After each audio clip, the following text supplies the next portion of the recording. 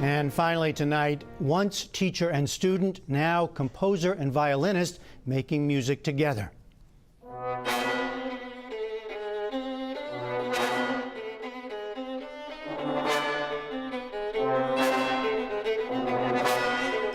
The last movement of Jennifer Higdon's violin concerto is titled Fly Forward, and virtuoso Hahn shows why. Higdon set out to write a work specifically for Hahn, and when they first met to talk about what it might become, they spoke of musical ideas and a shared desire for something major and substantial. We were thinking 30 to 35 minutes, and you think substantial musical material, so not something that's light, but something that feels kind of profound, although that's a hard thing to define when you really get down to it. Is that what you meant by major? You wanted something important or profound? I don't think that's something you can request. Whatever the starting point, it was a highly successful collaboration, yielding a Pulitzer Prize in music for Higdon and a new recording by Hahn that also includes the famous violin concerto by Tchaikovsky.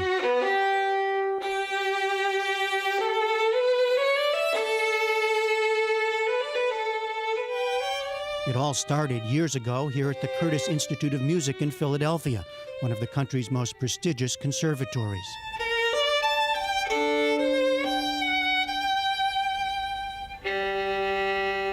Now 30, Hahn first came here already a gifted player at age 10 and studied with renowned violinist and teacher Jascha Brodsky.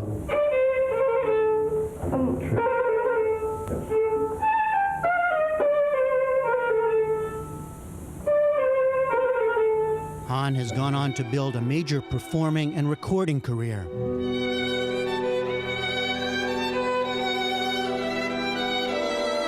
Encouraging and playing new works while also happily holding on to those of the past, like Korngold here and Tchaikovsky on the recording.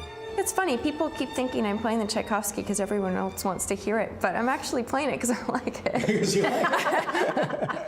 I mean, people do want to hear the pieces they know, but a lot of people want to hear things they don't know. And I try to not specialize, I try to just play as many different things as possible because I feel like it enriches me as a musician if I do that. Your instinct to do that is a good one, and I think choral is a really good way to approach it. Jennifer Higdon came to Curtis in 1994 as a teacher.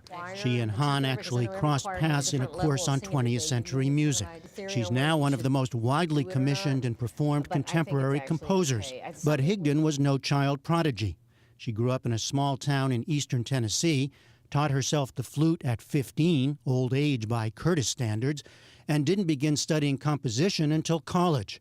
At home, she says, it was all rock and roll and bluegrass. Absolutely no classical music in my household. None at all? None. In fact, I think I read where you said you were the black sheep of the family. Totally. Really?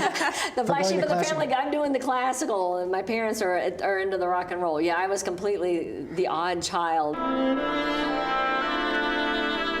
If you think violin concerto, there's already a large and much-loved repertoire, including Beethoven, Brahms, and yes, Tchaikovsky. So how do you write one in the 21st century? You kind of have to take a leap of faith. You start writing and hope that the ideas will come, and you try not to think about the fact that history's sitting on your shoulder, basically. It can be intimidating. Because I know Hillary and I know Hillary's playing, it means that I thought about all the things she does well on her instrument.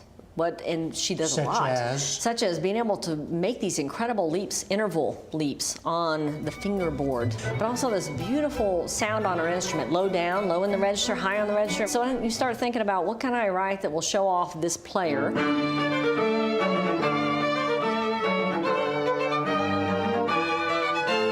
Members of the Old City String Quartet, here working on Schubert's Death and the Maiden, were among the Curtis students involved in the earliest rehearsals of the Higdon Concerto.